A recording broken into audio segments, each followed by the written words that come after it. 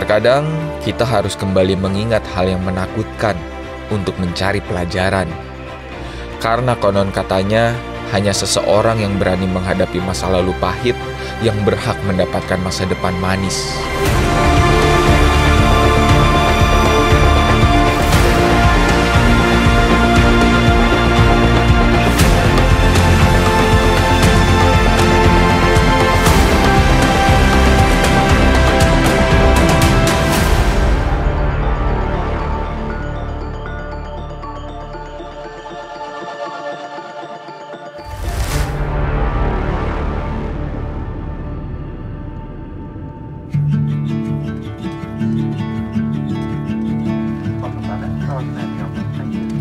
Sudah hampir siang ketika saya, Eki Sulistina sang videografer, dan Mang Batman tiba di Bandara Fatmawati Bengkulu.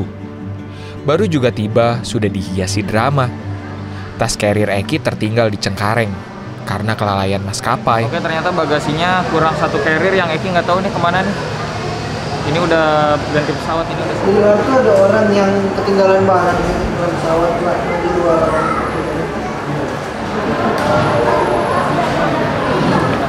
Barangnya masih di Jakarta. Kacau, nggak bisa dong. Kita kirim lewat penerbangan yang kedua sekitar 10 jam, 14.30. Jam berapa? 14.30. Nyampe sini jam berapa? 14.30. Nyampe sini 14.30. 14.30. Grup singa yang satu itu, adeh. Alhasil kami harus menunggu pesawat selanjutnya yang akan tiba sore ini untuk membawakan carrier Eki. Ya sudahlah, dipikirkan nanti saja. Toh kami masih ada waktu di kota Bengkulu sebelum bergerak ke destinasi selanjutnya. Keluar dari bandara, kami disambut oleh kawan lama, seorang pemandu gunung bernama Jack Rimbawan. Saya mengenalnya 6 tahun lalu dalam sebuah ekspedisi panjang ke sebuah gunung yang akan kembali saya daki beberapa hari lagi.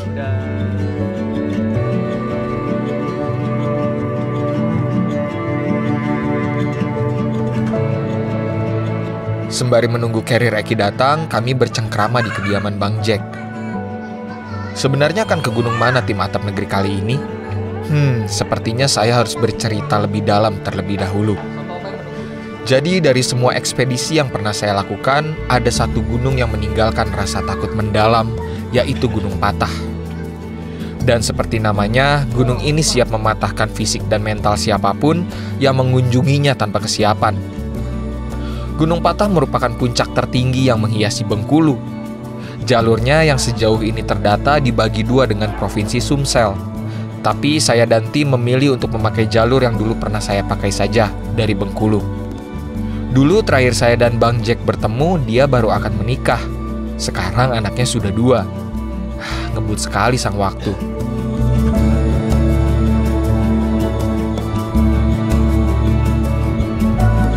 Saya, Mang Bet sama Eki itu nggak janjian, tapi kita bertiga motong kumis.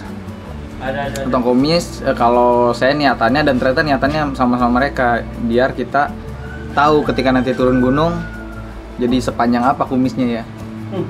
Gitu. Ini Eki juga nih habis nih kumisnya, belum kelihatan dari tadi di kamera. Tuh. Habis Mang Bet juga sama. Ini Rio yang ikut tim kita. Iya, rencananya begitu ya. Ya. Kalau di rubuh semua nah situ. Oke, sekarang kita woi. Serimu mulat banget. Oke, kita sekarang akan balik lagi ke bandara karena mengambil tas yang ketinggalan, tas Eki. Padahal nggak usah pakai tas di sana. Bajunya gimana? Cuek aja kayak Tarzan.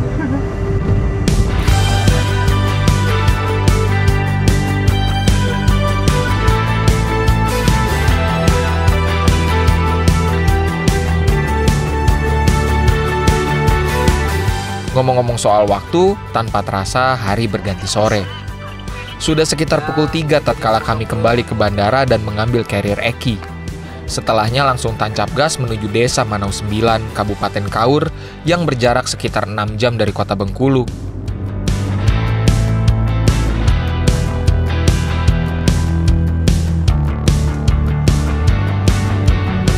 Nah, lanjut cerita soal masa lalu. Tahun 2017 saya berkesempatan menjelajah Gunung Patah dan itu merupakan ekspedisi panjang pertama saya. 14 hari berada di dalam hutan, sibuk menebas dan mencari arah. Gunung Patah membuat saya yang tadinya hanya mengenal pendakian ceria, jadi tahu banyak soal kerasnya membuka jalur di belantara rimba. Hingga kini video ekspedisi saya dan 8 orang lainnya ke Gunung Patah masih mengumpulkan penonton terbanyak dibandingkan gunung-gunung lainnya yang pernah saya daki. Bagaimana? Apakah kamu pernah nonton ekspedisi saya ke Gunung Patah? Meski begitu, tidak ada keinginan dalam hati saya untuk kembali ke gunung tersebut. Terlalu menakutkan. Hingga 6 tahun berlalu, ekspedisi Atap Negeri harus membawa saya kembali ke Gunung Patah. Yang ikut kali ini selain yang sudah disebutkan sebelumnya, ada juga 2 junior Bang Jack dari Kampala FB Unib, yakni Aidil dan Rio. Sama seperti Eki dan Mang Batman, ini akan menjadi kali pertama Aidil dan Rio mendaki Gunung Patah. Wih, sunset. Pantai apa ini Bang namanya Bang? Alas Maras. Alas? Alas Maras. Alas Maras. Sang driver kelelahan. Kala hampir maghrib, kami sejenak menikmati senja. Lagi pula kasihan yang lain, baru sempat merokok. Waduh, apa daya ya, saya minoritas di sini.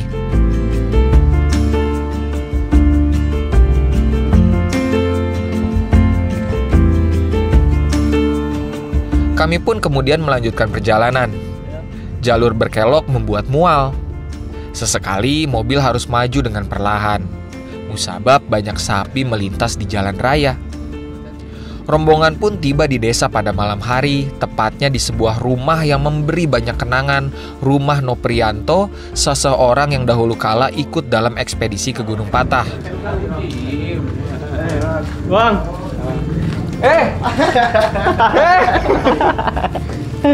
Gimana anak udah masuk SD kan? Iya, baru mau masuk SD. Bang. Iya, cedul. Masuk banget ya. anggap rumah sendiri ya.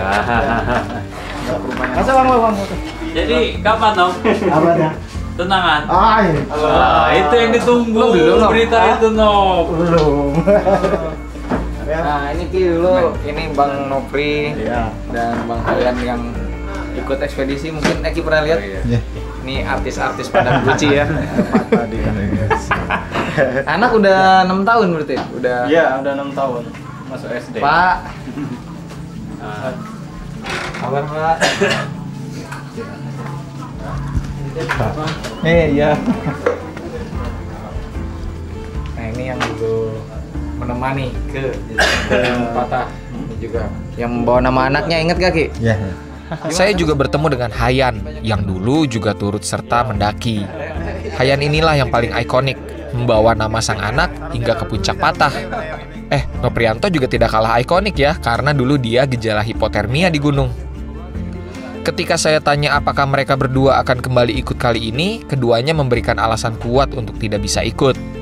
Apalagi Noprianto akan lamaran beberapa belas hari dari sekarang. Kalau Hayan sih jelas, sudah ada anak dan istri yang tidak bisa ditinggal lama. Ya sudahlah, yang penting doanya saja.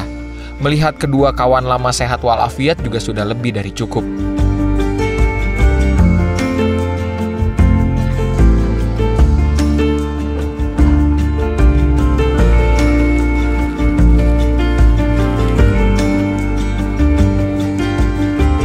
Jadi keistimewaan Gunung Patah itu belajar dari pengalaman pada saat itu ya. Ini meskipun sepatu Eiger ini sangat bagus dan masih baru, tapi untuk kali ini sayangnya tidak akan dipakai dulu. Setelah berbagai pertimbangan, kami memutuskan untuk pakai ini, ada logonya, sepatu bot dengan mereknya Hokage Nanadaime. Kenapa pakai ini? Mungkin kalau kawan-kawan dulu pernah menonton di Gunung Patah itu, apalagi saya lihat di cuaca ya, kemungkinan besar curah hujan masih tinggi meskipun tidak separah waktu dulu ya. Tapi penggunaan sepatu gunung sebagus apapun memang bagus sebenarnya, tapi kalau kita berada sekitar 2 minggu di dalam hutan dan kaki harus basah tiap hari, kita akan punya resiko lainnya ya Ki ya, yaitu kedinginan dan kutu air.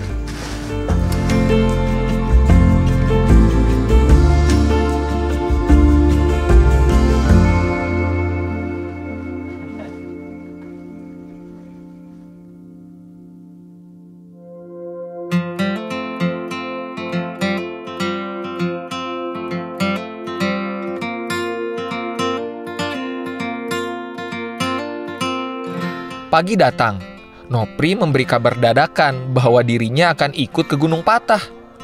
Setelah dipikirkan semalam suntuk, rupa-rupanya dirinya rindu muncak. Entah pemikiran sendiri atau karena hasutan Bang Jack.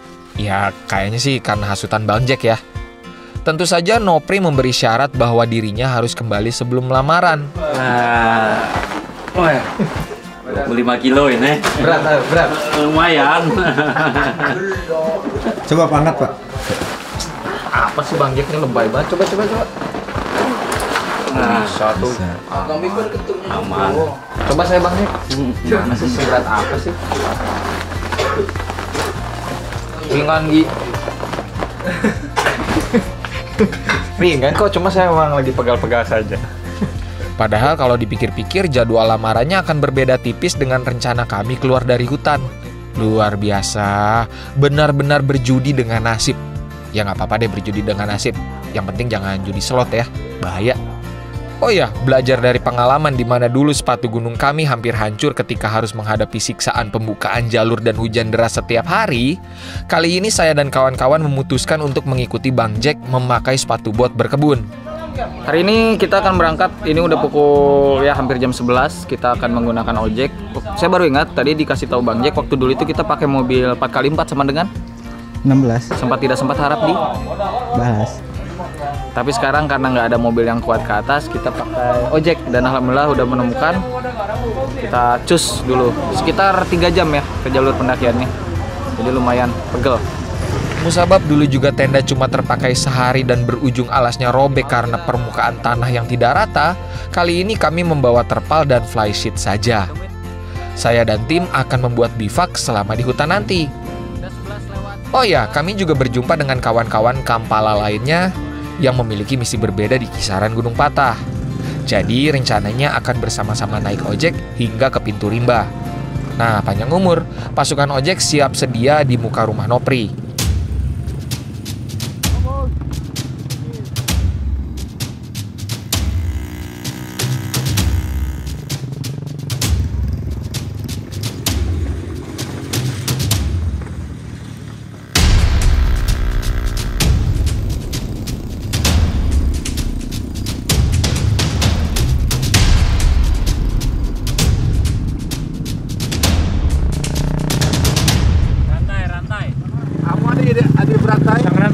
Iya. Oh ya. Tanahnya. Trek. Aku jadi siaro, jadi tinggal. Bang Jack kenapa jadi harus pakai rantai? Jalannya licin, lumpur sama batu-batuan. Gitu. Kalau nggak pakai rantai, riskan Ya, terjatuh. bisa kepleset lah gitu.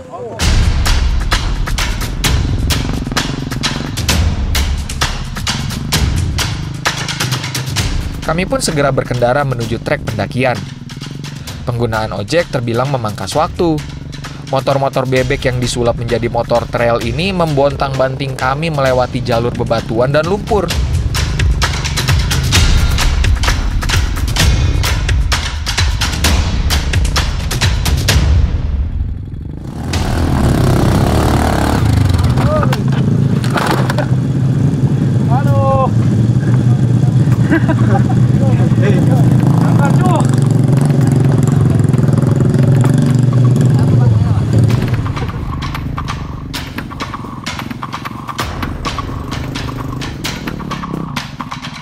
Lebih dari 2 jam kemudian kami tiba di pintu rimba. Berdoa takkan pernah selesai. Atap negeri.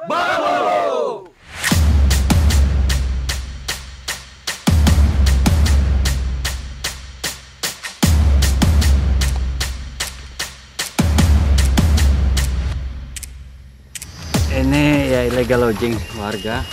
Ini jenis kayu tenam.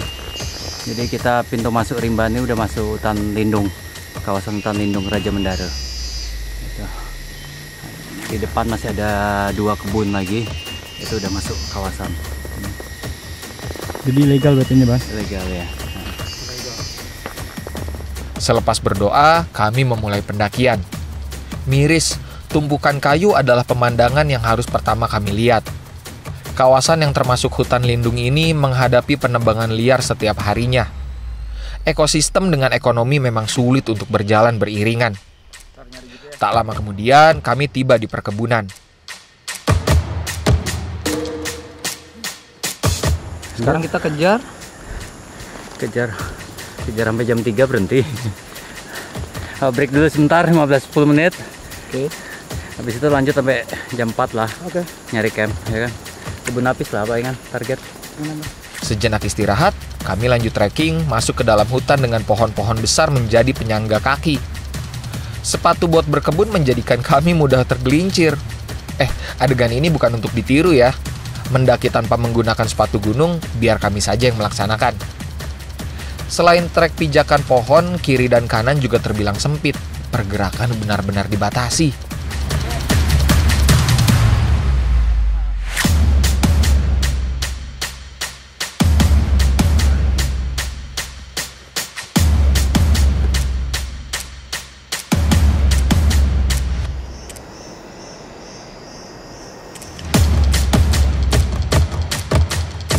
Kami kemudian tiba di hutan dengan banyak jalur jebakan. Dikatakan begitu karena jalur-jalur tersebut merupakan bekas orang-orang membuka lahan untuk perkebunan baru yang tentu saja melanggar batas hutan lindung. Kalau ini kemana? Ini ke kebun. Jadi jalurnya ternyata ke kebun gitu. Balik lagi. Nah ini memang kita sering dibikin nyasar sama jalur orang yang tidak berkepentingan ke puncak, dan dua sama ekspektasi sendiri ya. Iya, betul. Saya dan yang lain bahkan sempat salah arah sebelum akhirnya menemukan jalur yang betul. Sore ini rencananya kami berbivak di sini di sebelah aliran sungai kecil. Meski masih ada waktu untuk terus berjalan, tapi cuaca sudah mulai mendung. Bang Jack menyarankan untuk berhenti saja. Ini udah 15.29 dan kita akan camp di sini dulu karena perjalanan menuju shelter 2 ya harusnya ya, atau shelter 1 itu kita akan menembus malam dan agak kurang bijak ya. Apalagi di hutan yang masih rapat seperti ini.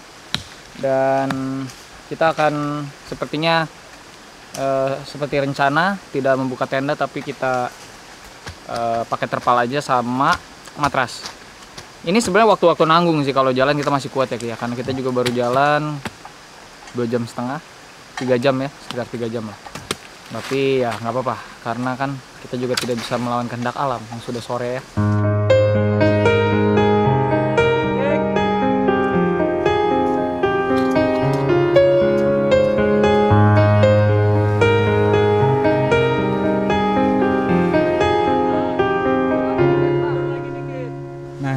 Setelah ekspedisi yang 2000 berapa? 2017, 16? 2017. 17? Nah, udah ada yang sering naik ke sini nggak? paling baru 2 atau 3 tim lah. Tim? Nah, Oh, berarti kita masuk tim keempat lagi ya? keempat ya. Kalau rutinan biasanya patroli harimau yang biasa rutin masuk sini. 3 sampai atas gitu ya? Enggak. Gitu.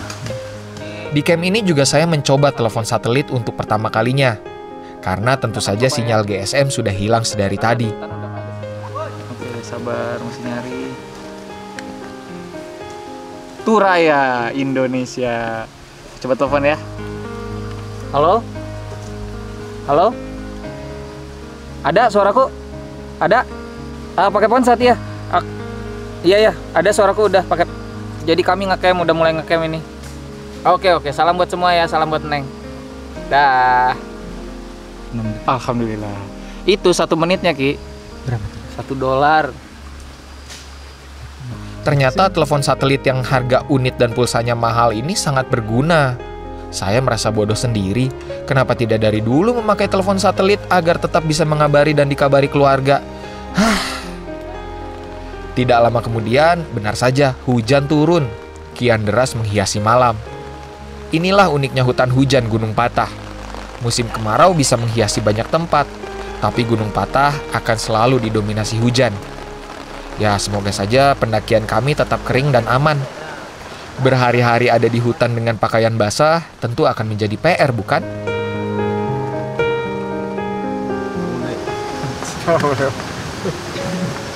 Oke, sekarang sudah jam 9 malam, saatnya kita bobo Shantik. Besok kita akan memulai pergerakan sekitar jam 8 pagi ya seharusnya ya, di atas kertas tuh. 8 pagi.